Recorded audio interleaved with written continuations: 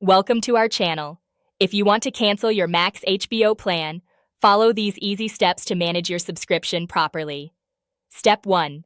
Open your web browser and go to the Max website, then log in with your account credentials. Step 2.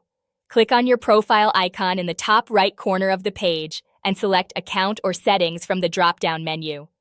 Step 3. Navigate to the subscription or billing section, where you can view your current plan details and payment information. Step 4. Look for the option that says Manage Subscription or Cancel Subscription and click on it. Step 5. Max may ask you to confirm your decision or offer alternative plans at a lower price. Review these options if interested or proceed with cancellation. Step 6. Follow the on-screen prompts to complete the cancellation process by confirming your choice. Step 7.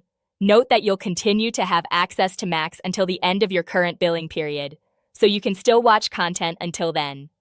Step 8. Check your email for a confirmation message from Max verifying that your subscription has been canceled, and keep this email for your records in case of any billing issues. Don't forget to like this video and subscribe to our channel.